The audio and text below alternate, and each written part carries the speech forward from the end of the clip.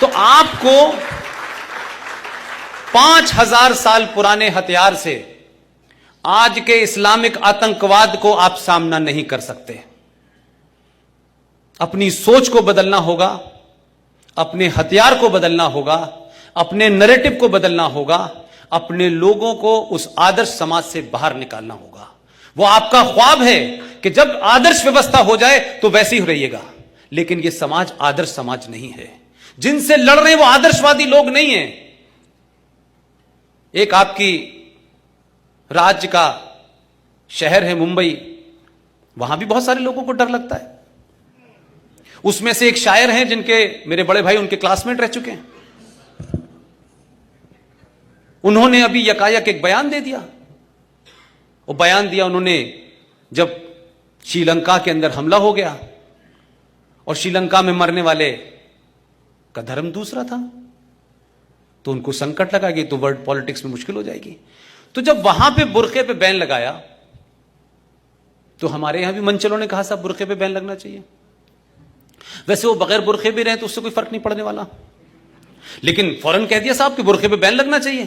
तो वो पढ़े लिखे बोले, वैसे वो कहते मैं अथीस्ट हूं, मैं नहीं मानता, वो अथीस्ट हैं। उन्होंने फौरन बयान दे दिया शाम को कि साहब बुर्के पे लगेगा तो घूंघट पे भी लगना चाहिए, ये कहा उन्होंने।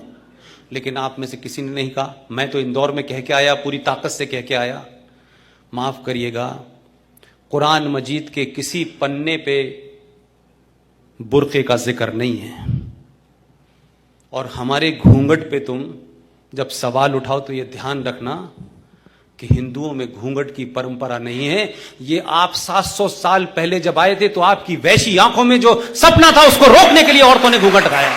हमारी परंपरा नहीं है, हमारे शास्त्रों में नहीं है ये।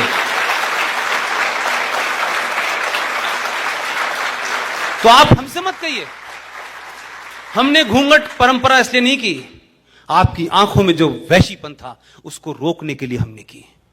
हमारे यहां तो लोग घोड़े पे लड़ने जाती हैं हमारी औरतें, तो आपके यहां बुरखे में बैठती हैं, वो बात अलग है।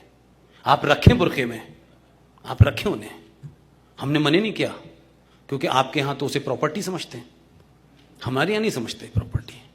लिहाजा बहुत सारे लोग जब कोई भी नैरेटिव कहते हैं तो काउंटर नैरेटिव कीजिए, आप उनको कॉर्नर कीजिए।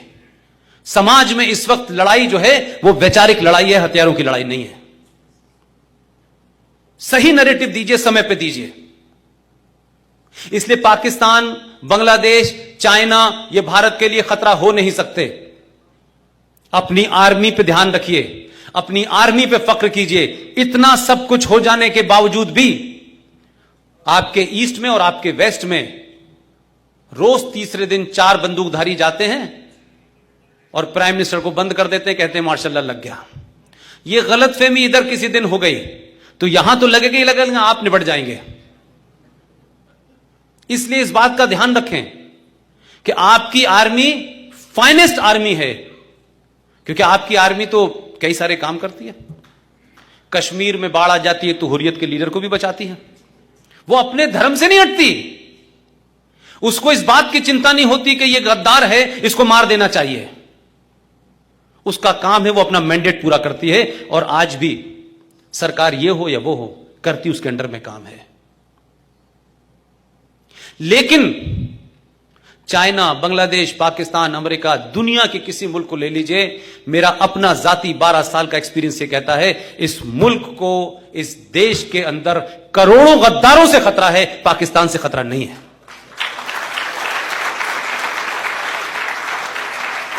और ये गद्दार, ये एंटी इंडिया एलिमेंट दिन ब दिन मजबूत हो रहे हैं, दिन ब दिन मजबूत हो रहे हैं।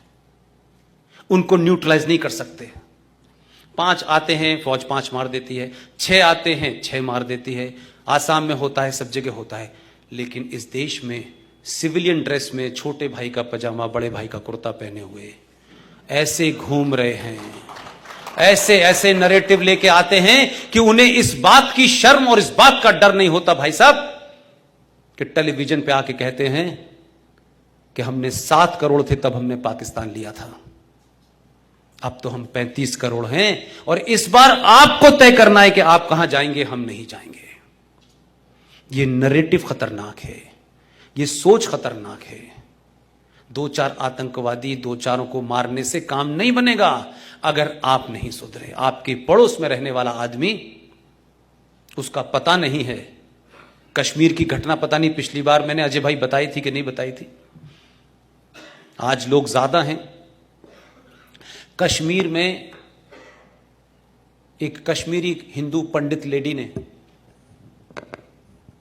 छोटे से बच्चे को 5वीं क्लास में पढ़ाया, हाई स्कूल में पढ़ाया, 12th में पढ़ाया।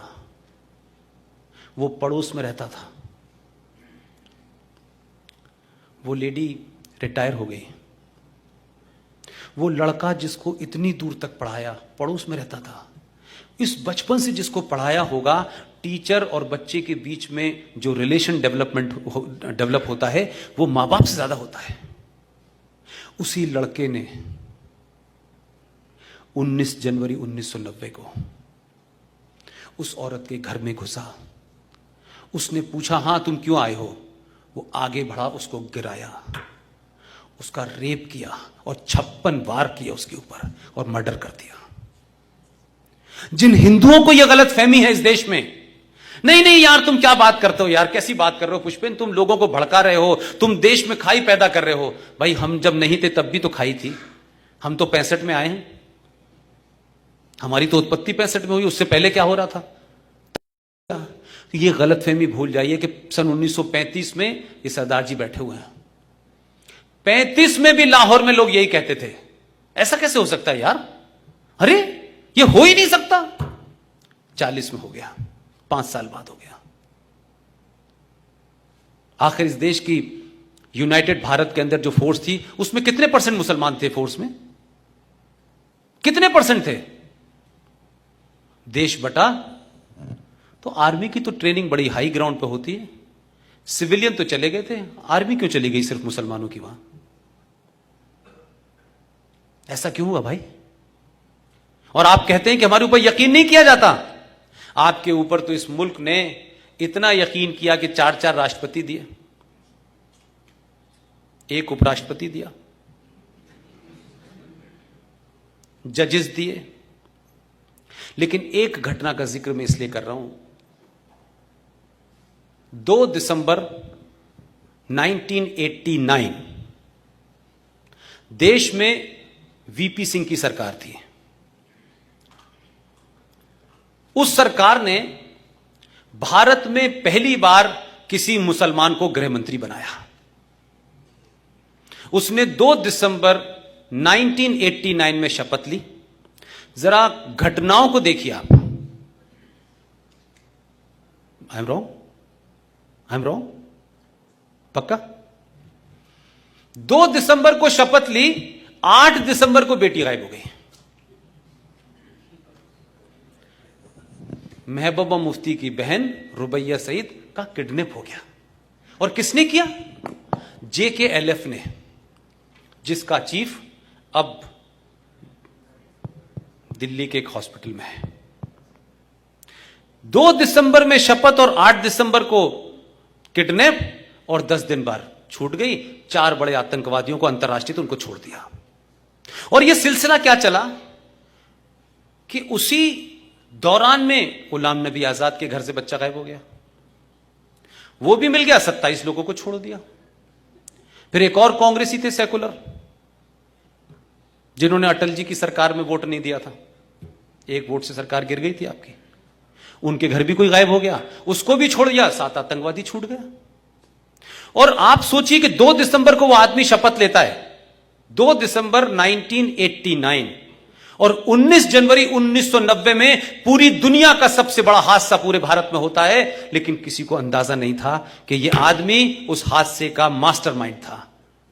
19 जनवरी 1990 को कश्मीर से 5 लाख कश्मीरी हिंदू पंडितों को रेप और मर्डर करके भागने पर मजबूर कर दिया गया, इसी गृह मंत्री से। कोई अखबार उठा के देख लीजिए, वर्नाकुलर मीडिया का भी देख लीजिए और टेलीविजन को भी देख लीजिए और अंग्रेजी अखबारों को भी देख लीजिए, किसी ने इसके बारे में लिखा हो। 5 लाख कश्मीरी हिंदू पंडित अपने ही देश में माइग्रेंट बन गए हैं, इसकी चिंता नहीं है। लेकिन क्या हमारे देश की ट्रेजेडी है? रोहिंग्या मुसलमानों के लिए उस वक्त मैं जयपुर में था, एक जुलूस निकला, लाठी चार्ज हुआ। जो लोग निकाल रहे थे वो भारत के मुसलमान थे, जो भारत से हुब्बुल वतनी की बात करते हैं, जो कहते हैं कि कुरान के हिसाब से हुब्बुल वतनी हमारे अंदर है और हमारी हुब्बुल वतनी यानी हमारी देश के प्रति जो हमारा निष्ठा है उसको चैलेंज मत कीजिए। जुलूस निकालने वाले मुसलमान थे। जयपुर के शहर का बीच का सबसे बड़ा चौराहे पे जो थाना था उसको आग लगा दी गई। उनके लिए पूरे हिंदुस्तान में मुझे कोई एक जुलूस, एक धरना बता दें जिसमें हिंदुस्तान के मुसलमानों ने कहा हो कि 5 लाख कश्मीरी हिंदू पंडितों को उनके अपने ही देश में और उसी राज्य का गृह मंत्री हो और उनको धर्म की वजह से निकाला गया, उनकी आइडेंटिटी की वजह से निकाला गया। एक कोई मुझे सेमिनार बता दें, मैं अपने शब्द कुतुब मीनार पर खड़े होकर कहूंगा मुझसे गलती हो गई।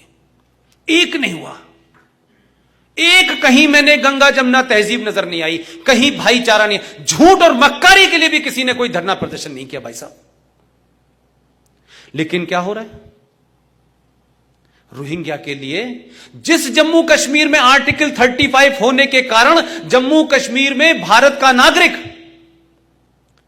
न वहां रह सकता है, न जमीन खरीद सकता है, न कारोबार कर सकता है, न उस राज्य की कोई आपको फैसिलिटीज मिल सकती है, न वहां विधानसभा का चुनाव लड़ सकता है, न वोट डाल सकता है। उस जम्मू कश्मीर में 2008 से लेकर 2019 तक 98,000 मुसलमान बर्मा से जो आए थे उनके पास आधार कार्ड भी है, उनके पास राशन कार्ड भी है।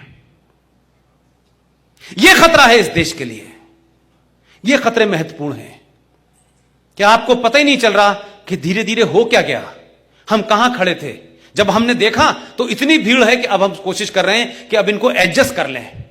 तो आप तो 700 साल से एडजस्ट ही कर रहे थे भाई साहब। 700 साल पहले भी आपने इसी आदर्शवाद के चलते यह हालत हो गई कि आप जैसे को चंद गुंडे आए थे, कोई करोड़ों की फौज नहीं आई थी, उन्होंने गुलाम बना के रखा आपको। 700 साल तक आपकी नस्लें दर नस्लें बिगड़ गई, किसी ने सवाल नहीं पूछा। अभी तो 70 साल की कहानी है, हमने 70 साल में भी कुछ नहीं सीखा। लिहाजा इस देश में आंतरिक खतरों में ऐसे खतरे हैं जो शायद आप महसूस नहीं कर पा रहे, लेकिन लगातार हैं।